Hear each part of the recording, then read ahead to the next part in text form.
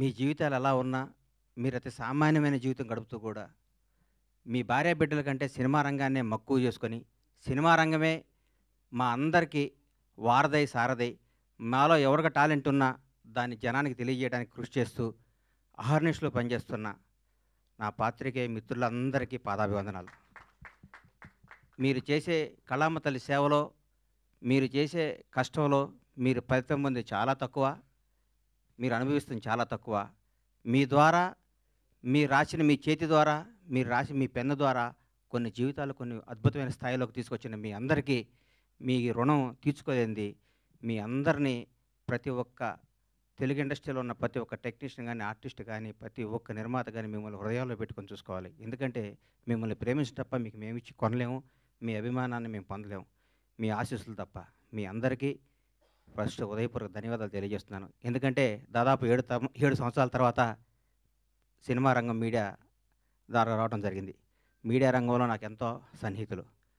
నేను 32 ఏళ్ల కిందట వినాయకరావు గారు నాకు ఫస్ట్ ఇండస్ట్రీకి వచ్చినప్పుడు పరిచయం. వినాయకరావు గారు, బాలరెడ్డి గారు, బిఏ రాజు గారు, మోహన్ కోటెడ్డి గారు, జగన్ గారు, ఎందరో, మన భాస్కర్ భట్ల నా స్నేహితుడు, గంగాధర శాస్త్రి గారు, అన్నీ రవి, రకరకాల మంది, ఎంతోమంది ప్రవాహం పడుతూ ఉన్నారు.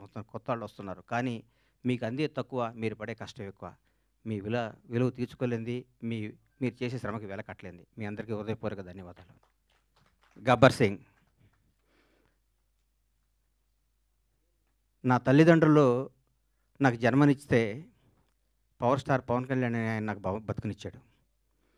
పవన్ కళ్యాణ్ గారి గురించి ఎంత చెప్పుకున్నా నేను తక్కువే. నేను ఆర్థికంగా ఎంత స్థాయికి వెళ్ళినా కానీ పవన్ కళ్యాణ్ లేకపోతే నాకు ఇప్పుడు ఈ క్రేజు, ఈ పేరు ఉండేది కాదు. మామూలుగా చిన్న చిన్న వేషాలు వేస్తూ ఉండి, అప్పటికి కూడా ఏ రోజు కూడా బండ్లా గణేష్కి క్యారెక్టర్ కావాలి, ఈ క్యారెక్టర్ బండ్లా గణేష్ అనే స్థాయికి నా జీవితంలో రావటం జరగలేదు. వేషాలు వేయటం జరుగుతూ ఉండేది, రకరకాలు ఉండేది. ఒకనొక టైంలో అప్పుడు అసిస్టెంట్గా ఉన్న మా డైరెక్టర్, మా blockbuster director Harish Shankar గారు కూడా నాకు ఒక చింతకాయల రవి అనే సినిమాలో నన్ను రికమెండ్ చేసి అమెరికా పంపించారు అప్పట్లో. అప్పటి నుంచి మా సన్నిహిత సంబంధాలు మాకుండేవి. నన్ను నిర్మాతం చేశారు పవన్ కళ్యాణ్ గారు. ఒకరోజు పిలిచి ఎందుకో అన్నాడు, కానీ నువ్వు సినిమాలు చేస్తావు, నేను నిర్మాత చేస్తాను. నేను షాక్ అయ్యి, నేను నమ్మలేదు. నన్ను నేను నమ్ముకోలేని పరిస్థితిలో కూడా నన్ను నిర్మాత చేస్తే చాలామంది ఆయన అభివృద్ధి కోరుకుని ఆయన సన్నిహితులు కూడా నువ్వేంటే గణేష్ సినిమా చేయటం అంటే కూడా నేను మాట ఇచ్చాను, మాట తప్పను అనేసి నన్ను నిర్మాతం చేసిన పవన్ కళ్యాణ్ గారికి ఈ సందర్భంగా ఇంకొకసారి పాదాభివందనాలు తెలియజేసుకుంటున్నాను. గబ్బర్ సింగ్ ఒక చరిత్ర. ఈరోజు మార్నింగ్ ఎక్కడో వాకింగ్ చేసి బయటకు వస్తుంటే, ఏందన్నా గబ్బర్ సింగ్ రిలీజు అంటున్నావు, టీవీలో వస్తుంది, గొడవ ఉంది, రెండో రిలీజ్కి ఎంత క్రేజ్ అయిందా అని అడిగాడు ఒక ఆయన. నేనన్నా, హిందువులకి భగవద్గీత, ముస్లింలకి ఖురాన్, క్రైస్తవులకి బైబిల్ ఎంత పవిత్రమైందో పవన్ కళ్యాణ్ అభిమానులకు కూడా గబ్బర్ సింగ్ ఎంత పవిత్రమైందిరా బాబు, అది అప్పుడు ఆ చిరస్థాయిగా గుండెల్లో ఉండిపోయేది అని చెప్పాను. దాని గురించి మనం ఏం చేయలేం.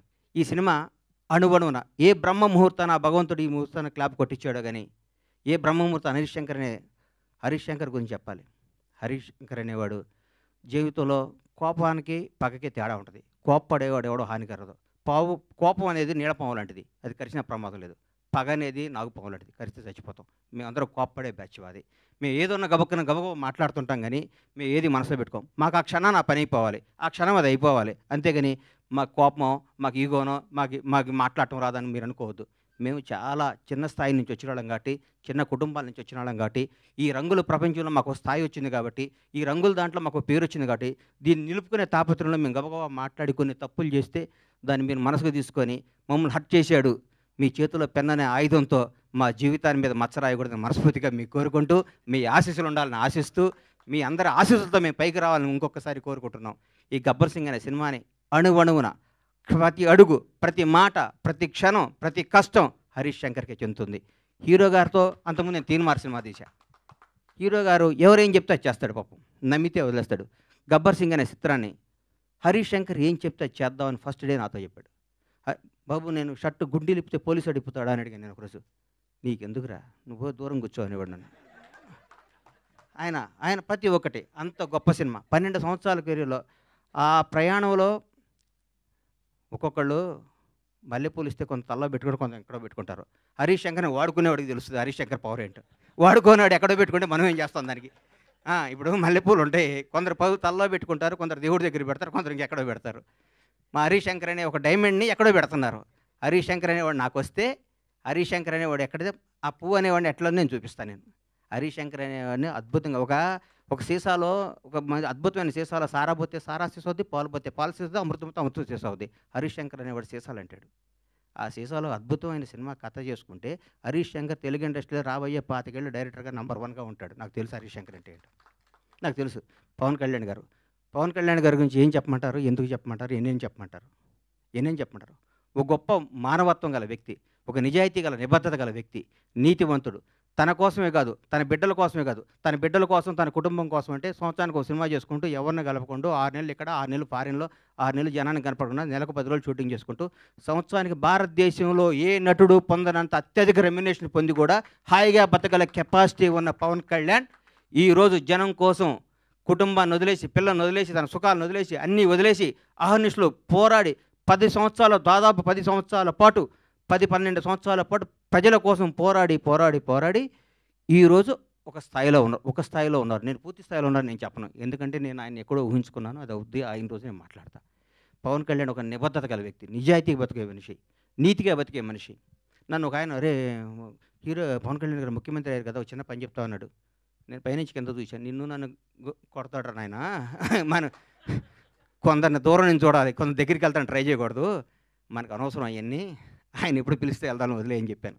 అట్లాంటి పవన్ కళ్యాణ్ గారితో గబ్బర్ సింగ్ లాంటి సినిమా తీయటం, దాన్ని రిలీజ్ చేయాలని 1 year బ్యాక్ నేను నా మిత్రుడు మర్చిపోయాను. ఈ గబ్బర్ సింగ్ అనే సినిమాని ఎట్లా రిలీజ్ చేయాలంటే దీన్ని హీరో గారిని నాకంటే ఎక్కువ ప్రేమించేవాడు ఎవరున్నారు, ప్రేమించి ఈ సినిమా రిలీజ్ చేయాలి, ప్రేమించి ఈ సినిమా డైరెక్ట్ చేశాడు హరీష్ శంకర్, ప్రేమించి ఈ సినిమా తీశాను నేను, ప్రేమించి అద్భుతంగా మ్యూజిక్ చేశాడు దేవిశ్రీ ప్రసాద్. ప్రతి ఒక్కళ్ళు, రమేష్ రెడ్డి గారు కానీ, సతీష్ కానీ, ఆ కోడైరెక్టర్లు కానీ, మా బాబీ కానీ, రామారావు గారు కానీ, ప్రతి ఒక్కళ్ళు ఈ సినిమాకి, మా విజయ్ కానీ డైరెక్టర్ అయ్యాడు విజయ్ కానీ, ఒక్కళ్ళు కాదు, మా హనుమంతరావు గారు కానీ, మా సుబ్రహ్మణ్యం కానీ, మా అయ్యప్ప కానీ, మా ప్రొడక్షన్ కానీ, మా టీం, మా శ్రీనివాస్ గారు కానీ, ప్రతి ఒక్కళ్ళు ఈ సినిమా ఇది కొట్టాలి సార్, ఇది కొట్టాలి, ఇది పండగ. ప్రతిరోజు మా ఇంట్లో ప్రతి షూటింగ్ అంటే పండగ జరిగే షూటింగ్. ఈ షూటింగ్లో హీరో గారు గుర్రం నుంచి పడబోయాడు. ఎక్కడ మన అది ఎవరన్నది గుజరాత్లో. షాక్ అయిపోయాను నేను. కింద పడితే ప్రాణం పోయేది ఆ రోజు పవన్ కళ్యాణ్ గారికి, ప్రాణం పోయేది. మాకు తెలియదు ఆ గుర్రం మా మాట ఉంటుందని. డైరెక్టర్ ఉన్నాడు, నేనున్నాను. గుండె ఆగిపోయింది ఆ రోజు. పొరపాటున ఎన్ని ప్రమాదాలు తట్టుకున్నామండి ఈ సినిమాలో, ఎన్ని ప్రమాదాలు. ఎంత కష్టపడ్డాడండి హీరో గారు. డైరెక్టర్ ఏం చెప్తే చేయమన్నాడు, ఏం చెప్తే చేశాడు. ఏం జనం దీనికి బ్రహ్మరథం పట్టారు. పవన్ కళ్యాణ్ కడుపు నిండా ఒకే రోజు బిర్యానీ, చికెన్ బిర్యానీ, మటన్ బిర్యానీ అన్ని కలుపుకొని కడుపు నిండా నిద్రపోయిన ఈ సినిమాని ఈ విధంగా రిలీజ్ చేయటం నా అదృష్టం. మా సత్యనారాయణ గారికి, ఈ సత్యనారాయణ గారిని ఎందుకు ఎన్నుకున్నానంటే, జనసేన నాయకుడు ఆయన. పవన్ కళ్యాణ్ గారిని నాకంటే ఎక్కువ అభిమానించేవాడు, పవన్ కళ్యాణ్ గారిని నాకంటే ఎక్కువ ఉన్నత స్థాయిలో చూడాలని గొడవ కూడా చేసేవాడు. అట్లాంటి ఆయన చేతిలో ఈ సినిమా పెడితే అద్భుతంగా ఉంటుంది. ఈ సినిమాని ప్రతి ఒక్కరూ ఈరోజు రిలీజ్ అయిందనే విధంగా చూసే విధంగా ఈరోజు ఇంత క్రేజ్ రావటం అంటే, గబ్బర్ సింగ్ రిలీజ్ అప్పుడు ఎన్ని ఫోన్లు వచ్చినా అన్ని ఫోన్లు వస్తాయి, నాకు టికెట్లు అని.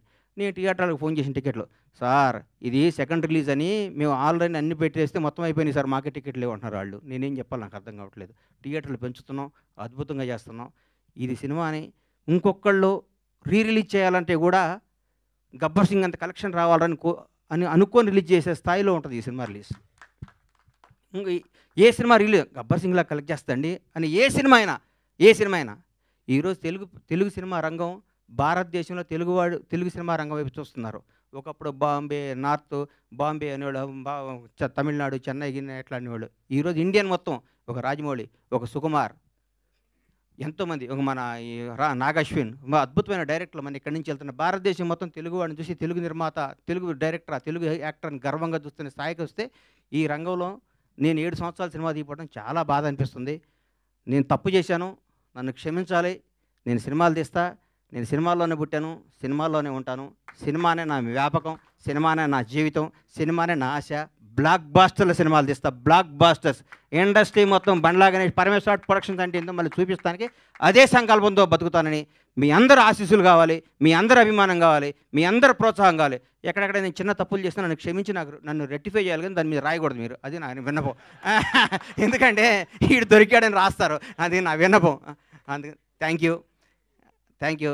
ఈ సినిమాను ఆదరించి మళ్ళీ ఈ సినిమాకు వచ్చే కలెక్షన్స్ బిత్తరపోయే విధంగా ఉండాలని మనస్ఫూర్తిగా కోరుకుంటూ, ముఖ్యంగా పవర్ స్టార్ అభిమానులకి మనందరికీ నేను చెప్తున్నా, ఇంతకుముందు పవర్ స్టార్ పవన్ కళ్యాణ్ గారు మనం ఏం చేసినా పవన్ కళ్యాణ్ అభిమాని ఎగిరినా ఒక న్యూసే, తగ్గిన న్యూసే.